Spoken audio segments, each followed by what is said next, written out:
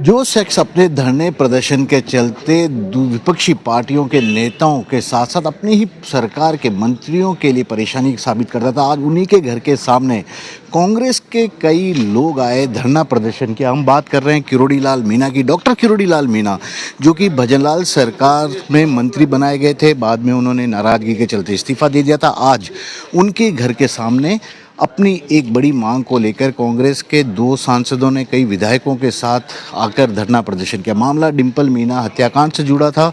12 साल की मूक बधिर बच्ची थी, उसकी हत्या हो गई थी। पहले उसको पेट्रोल डालकर जला गया था और बाद में इस तरह की खबरें भी आई कि उसे जहर भी इलाज के दौरान दिया गया और उसकी मौत हो गई।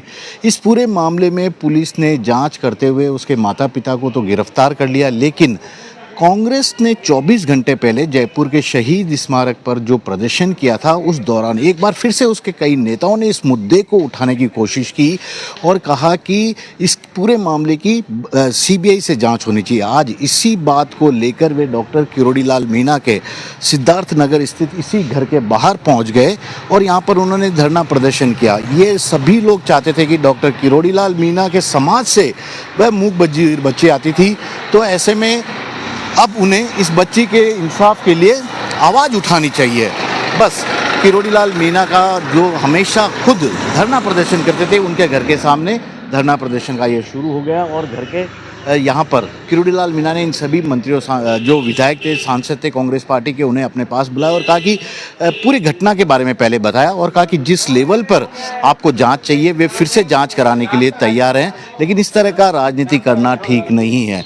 तो अब यही देखना होगा कि कांग्रेस इस पार्टी के इस मुद्दे को किस तरह से आगे उठाती है, क्योंकि एक बड़ा प्रस्ताव किरोड़ी लाल मीणा की ओर से दिया गया। मुख्यमंत्री से बातचीत करने के बाद यदि विपक्षी दल जांच से संतुष्ट नहीं है तो इस पूरे मामले की फिर से वे जांच करा सकते हैं। जो अधिकारी विपक्षी दल के नेता जिन अधिकारियों का नाम देंगे, उन अधिकारियों के जरिए करा सकते हैं, ताकि इस मामले की सच्चाई का भी पता चल जाए।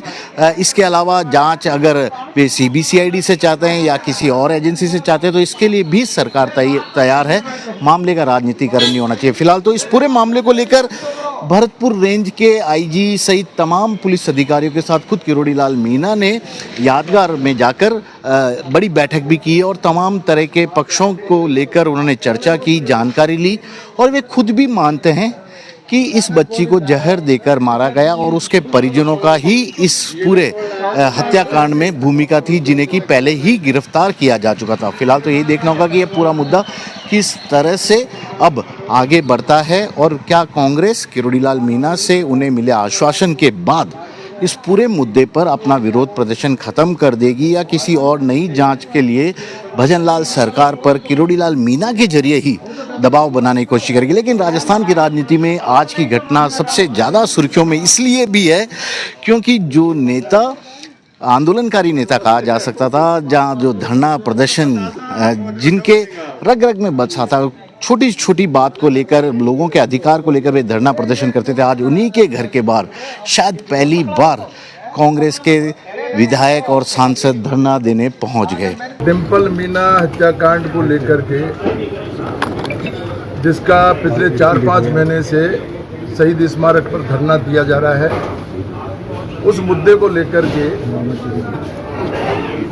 डॉक्टर साहब से मिले, समाज के हमारे मुखिया के नाते।